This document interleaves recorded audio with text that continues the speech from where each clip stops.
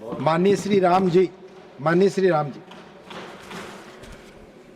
धन्यवाद मान्यवर कि आपने मुझे राष्ट्रपति जी के अभिभाषण की चर्चा पर बोलने का अवसर दिया। साथ ही मैं आभार व्यक्त करना चाहता हूं अपनी पार्टी की मुखिया आदरणीय बहन कुमारी मायावती जी का भी। मान्यवर, मैं आपके माध्यम से सरकार का ध्यान कुछ महत्वपूर्ण मुद्दों पर लाना चाहता हूं।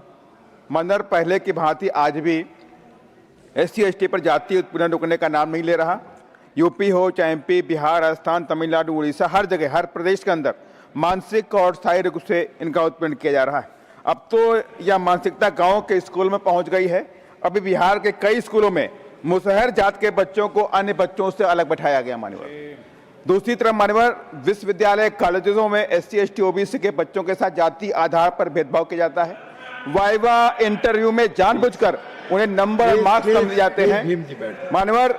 साथ ही में सरकार का ध्यान मध्यम वर्गीय परिवार के शिक्षा को लेकर दिया है। यूनिवर्सिटी कॉलेजेस के अंदर तमाम प्रोफेशनल कोर्सेज के अंदर MBBS, MBA, इंजीनियरिंग आज की फीस बढ़ा दी गई है, जिससे तमाम मध्यम वर्गीय परिवारों के बच्चे शिक्षा लेने में महरूम हो रहे हैं। साथ ही मान्यवर, मैं शिक्षा के मामले में बड़ी बातें की जा रही हैं, कुछ आंकड़े रखना चाहता हूं। पिछले 10 सालों में 93,000 स्कूल बंद हुए हैं, जबकि इसको उलट होना चाहिए था कि सरकार को 93,000 स्कूल बनाने चाहिए थे, लेकिन 93,000 स्कूल बंद हुए। माननीय, देश में 6 से 13 साल के लगभग 60 लाख बच्चे अभी स्कूल से जा पाने में महरूम हैं। माननीय, यही सरकार का ही आंकड़ा है कि पिछले 5 सालों में 65 से 70 लाख बच्चों ने पढ़ाई छोड़ दी है, जिसमें से दुर्भाग्य 29.8 लाख किशोर लड़कियां हैं। मान्यवर, मैं कोट करना चाहता हूं माता सावित्रीबाई फुले की बात को। किसी समाज या देश की प्रगति तब तक संभव नहीं है जब तक कि यहां महिलाएं शिक्षित ना हो। मान्यवर, इसी बात पे आगे बढ़ाते हुए मैं बाबा साहब डॉक्टर अम्बेडकर की बात को कहना चाहता हूं। शिक्षा ही समानता, सम्मान और सशक्त समाज की मजबूत नींव है।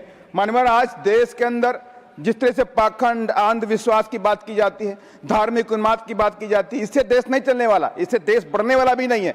देश शिक्षा और साइंस पे ही चलने वाला है, उसी से बढ़ने वाला है। मान्यवर, मैं बात करना चाहता हूं सामाजिक न्याय की भी। सरकार ने बड़े ढिंढोरे पीटे कि सामाजिक न्याय हमने दिया है। मैं सरकार से रिक्वेस्ट करना चाहता हूं कि SC/ST के प्रमोशन का बिल अभी पेंडिंग पड़ा है।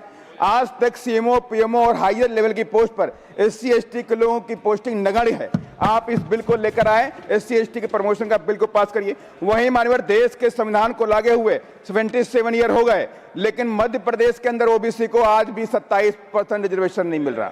27% रिजर्वेशन नहीं मिल रहा वहां पर, जबकि आरक्षण हमारा संवैधानिक अधिकार है, कोई भीख नहीं है। इसको बाबा साहब डॉक्टर अम्बेडकर ने दिया था। मैं सरकार से रिक्वेस्ट करना चाहता हूं, मध्य प्रदेश के अंदर OBC को 27% रिजर्वेशन जल्द देने का भी काम किया जाए मान्यवर।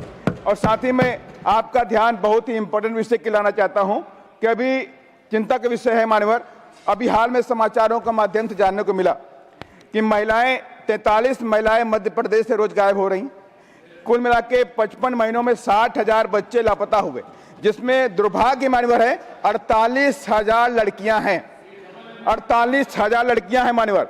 और अब दिल्ली में भी पिछले 27 दिनों में 807 लोग गायब हुए, जिसमें 191 बच्चे, 509 महिलाएं हैं। लगभग 54 लोग डेली लापता हो रहे हैं। माननीय, मैं सरकार, आपके माध्यम से सरकार से रिक्वेस्ट करना चाहता हूं, आग्रह करना चाहता हूं देश के हित के लिए। माननीय, जो आप अपनी पुलिस को, अपनी इंटेलिजेंस को, स्टेट पुलिस को, रेलवे पुलिस को, आज सभी को अलर्ट मोड में कर दीजिए। आखिर ये बच्चे कहां जा रहे हैं, कौन है इसके पीछे है, कौन सा नेशनल और कौन सा इंटरनेशनल गिरोह एक्टिव है जो इन बच्चों को उठा रहा है और कहीं ना कहीं किधर लेके जा रहा है, इसकी छानबीन होनी चाहिए मान्यवर। इन्हीं सब बातों के साथ मैं अपनी बात को खत्म करता हूं। जय भीम, जय भारत, जय संविधान।